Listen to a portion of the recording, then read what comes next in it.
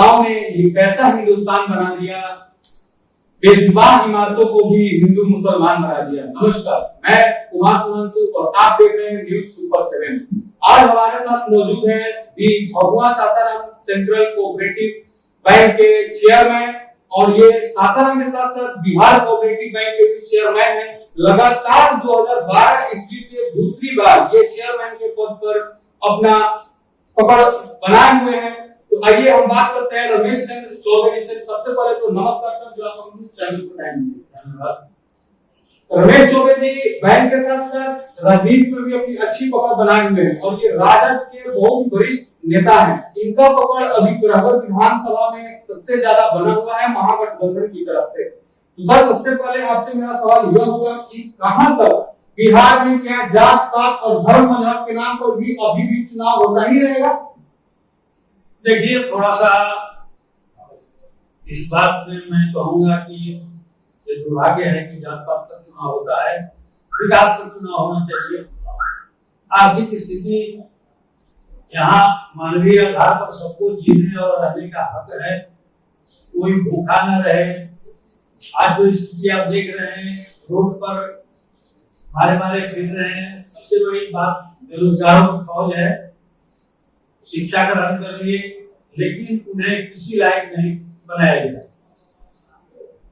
पैसे के अभाव में या सरकार की उदासीनता के लिए कि बेरोजगारों को अभी तक उन्हें किसी तरह का सरकार द्वारा प्रोत्साहन नहीं दिया गया, नहीं कोई आश्वासन या उसके अनुरूप कोई काम करने के लिए उनको उसके लायक बनाया गया है। कुछ मुद्दे मैं आपसे कहूंगा सर, जिस पर आप अपना एक संक्षिप्त टिप्पणी करिएगा। बेरोजगारी और शिक्षा, बिहार सरकार कहां तक कामयाब और कहां तक नाकामयाब दिख रही है आपको? शिक्षा के लिए तो आप खुद ही देख रहे हैं कि उपेंद्र कुशवाहा जी पूरे राज्य में घूम घूम करके शिक्षा के खिलाफ या पप्पू यादव जो भी हो, शिक्षा का स्तर इतना हमारे राज्य में गिर गया है, यहाँ के लड़के दूसरे राज्यों में जाते हैं, पूना, मुंबई, दिल्ली पढ़ने के लिए। अगर बढ़िया फैकल्टी यहाँ हो, बढ़िया शिक्षा की व्यवस्था यहाँ हो, तो क्यों दूसरे राज्य में जाएंगे शिक्षा ग्रहण करने के लिए? ये तो आपको स्पष्ट दिख रहा है कि शिक्षा का हालत एकदम अत्यंत ही दयनीय है। किसी राज्य से भी सबसे निचले स्तर पर है शिक्षा। बेरोजगारों की बात है तो मैं तो बताया, यहाँ लड़के आज कहीं कोई वैकेंसी नहीं है। जब चुनाव आता है तो एक दिखा दिया जाता है लॉलीपॉप की, यहाँ 2000 वैकेंसी, यहाँ 4000 वैकेंसी, लेकिन अगर निकाल दे, विज्ञापन निकाल दें तो साल भर के बाद फॉर्म आता है, फॉर्म के बाद फिर 4 साल के बाद उसकी परीक्षा होती है, परीक्षा के 5 साल के बाद जब जब चुनाव आता है तब तक इस तरह की कार्रवाई की जाती है।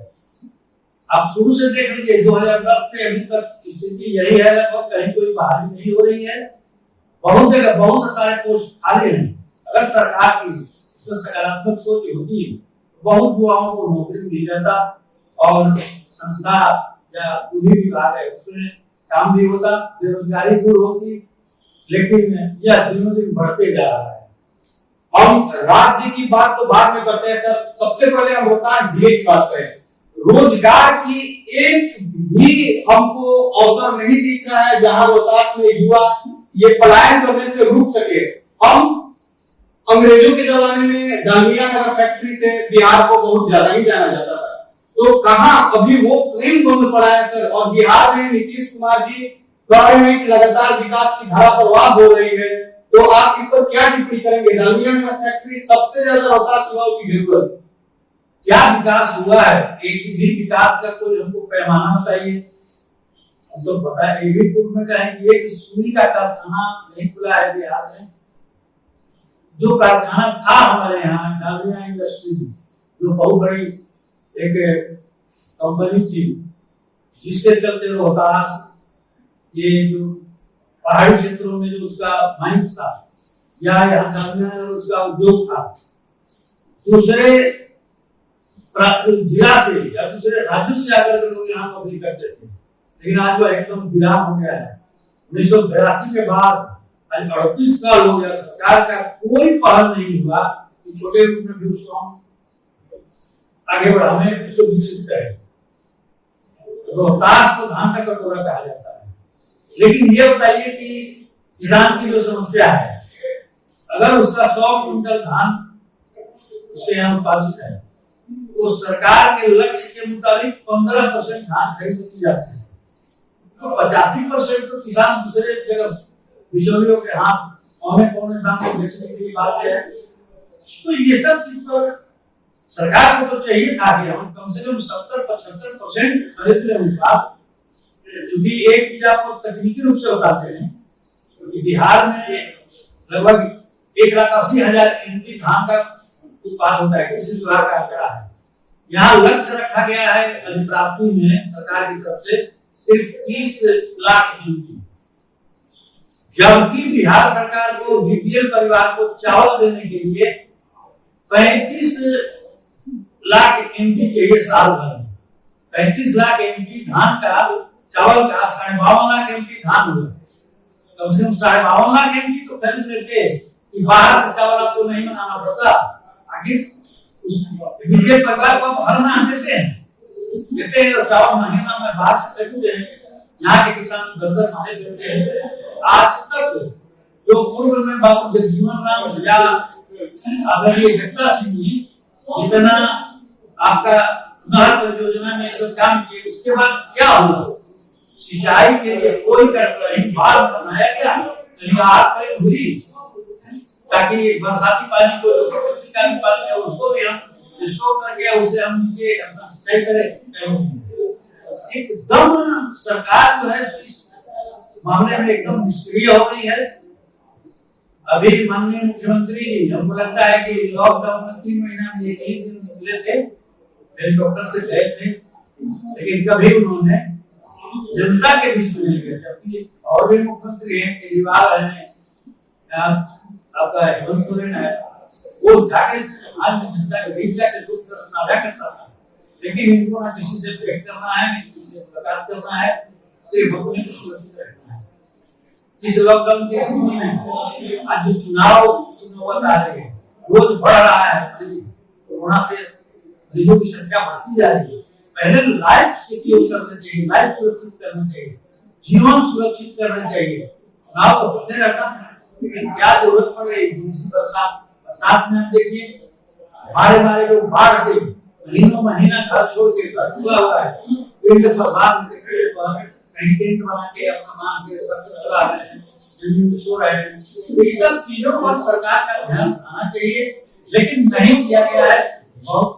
प्रवासी मजदूर जो बाहर से 1,000 किलोमीटर पैदल आए और साहब ऑर्डर करता है कि ये जो है आपका हम प्रवेश नहीं होने देंगे, वो भी हमारे बच्चे हैं, हमारे भाई हैं, इतना पीड़ा हुआ होगा उन लोगों को, इस बात को महसूस कीजिए।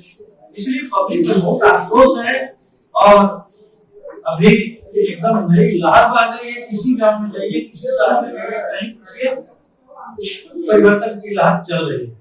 क्या हम जनता को ये विश्वास दिलाएं कि 15 साल लालू राज्य को भूलकर फिर से नया लालू राज्य की स्थापना करें? अब तो देखिए, जब जैसा कि हम भी सुन रहे हैं, आप लोगों के मुंह से भी सुन रहे हैं कि करगहर विधानसभा से पहली बार ब्राह्मण वर्ग से उम्मीदवार बनाया, कितना भरोसा आप पर किया है ये देखिए। एकदम समाज के सभी वर्गों को मिलाकर A to Z उनकी सोच है और उसी के तहत ब्राह्मण, क्षत्रिय, भूमिहार, राजपूत जो भी हो और बाकी वर्ग के भी है, सबको उसकी प्रतिनिधित्व देने की बात हो रही है और सबको मिलेगी। अब इससे और बड़ा क्या चाहिए? जब एक ब्राह्मण पर विश्वास करके उन्होंने जवाबदेही दिया तो विधायक तो ब्राह्मण होगा, जो है उसे होता है। कितना भरोसा आप पर किया है ये देखिए। सर एक बात कहना चाहूंगा, जब जब चुनाव के माहौल गर्म होते हैं तब तक नेताओं के रूप नर्म होते हैं। क्या ये नेता जो 5 साल जनता के भरोसे ही विधायकी संभालते हैं और वो 5 साल बाद पहचानने से भी इनकार करते हैं, पश्चात चुनाव आते ही वह नाम सहित जनता को याद करते हैं, कहां तक इसमें सच्चाई है? इस पर आपकी क्या राय है? नहीं, के विधायक या हो या जनप्रतिनिधि हो, तो जनता की भावनाओं का ख्याल रखना चाहिए। विधायक हैं तो 5 साल अगर उस क्षेत्र में सेवा कर दें तो 6ठा साल उनको दौड़ने की जरूरत नहीं पड़ेगी, उनको काम के आधार पर लोग अपना समर्थन देंगे। आपको व्यवस्था करनी चाहिए कि अगर आप विधायक हैं तो भी आपके फंड आते हैं, पंचायत में बैठा के और उन्हीं लोगों से तय करिए कि कौन जरूरी है बताइए, ताकि जो आवश्यक चीज है स्थानीय लोग उसको अच्छी तरह से बताएंगे और इससे समाज के सभी वर्गों का विश्वास बढ़ेगा, सभी जातियों का आस्था रहेगी आपके प्रति और भविष्य में भी आपको चाहेंगे कि आप आवें, ताकि आप हम सबका किसी का उपेक्षा ना हो सकती। अब यहाँ स्थानीय पार्टी पॉलिटिक्स को ले जाते हैं, उसका उसका मदद करो, इस तरह की प्रक्रिया जो है जो भी नेता है नेतृत्व करते हैं उनको इससे बचे रहना चाहिए। आप विकास की बात करिए, उसको रोजगार की बात करिए, कैसे हम उसे अपने क्षेत्र को आगे बढ़ाने की बात करिए, क्या जरूरी है। किसान की आर्थिक स्थिति हो गई है, किसान का उनका उचित मूल्य नहीं मिल रहा है। अब मैंने आपको बताया कि 50% जो धान किसान खरीदते हैं वो उन्हें पूरे बेचते हैं, सिर्फ 15% खरीदी होता है, जबकि आपको जरूरत है 52 लाख एमपी का लक्ष्य रखें 30 लाख एमपी। सर, महागठबंधन में राजद के साथ साथ अन्य भी दलें हैं, ऐसा नहीं है कि ब्राह्मण उम्मीदवार सिर्फ राजद उतारेगी, कांग्रेस भी मांग कर रही है तरागढ़ विधानसभा की। अगर वो कांग्रेस के खाते में जाती है, राजद कहां तक साथ खड़ी है? देखिए, अगर कांग्रेस हो जाती है तो उसकी सामान्य प्रक्रिया है, वो तो उसका उतना महत्व नहीं है जितना कि एक दूसरा दल एक सवाल को अगर देता है, वो भी अगर सिर्फ यादव को दें तो ये प्रश्न उठते रहेगा। लेकिन जब हम कहें ना कि एक गेट की बात है और इतना बड़ा भरोसा पर कि आपको वहां से उम्मीदवार बनाने की सोच रहे हैं, तो ब्राह्मण तो अगर ब्राह्मण का एक तरह से कहा जाता है कि कांग्रेस ब्राह्मण का है, अगर ब्राह्मण को कांग्रेस देता है तो सामान्य प्रक्रिया होगी, कोई विशेष प्रक्रिया नहीं। लेकिन अगर एक अलग कास्ट को देते हैं सवर्णों को, किसी को या ब्राह्मण को या राजपूत को या बुनियाद को, इसका संदेश बहुत सकारात्मक जाएगा समाज में कि आप पर भरोसा किए और आपकी उपेक्षा नहीं हुई। तो आप सुन रहे थे रमेश चंद्र चौबे जी को, जो तरागढ़ विधानसभा से अभी राजद की तरफ से सबसे बड़े चेहरे बने हुए हैं। सर का साफ साफ कहना है बेरोजगारी के मुद्दे पे कि सरकार 100% विफल रही है।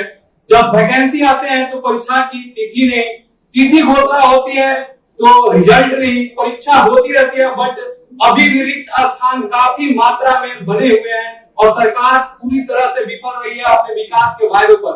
और इनका फिर से कहना है कि राजद पर भरोसा जता सकती है बिहार की जनता, हम विकास की लहर फिर से वापस लाएंगे।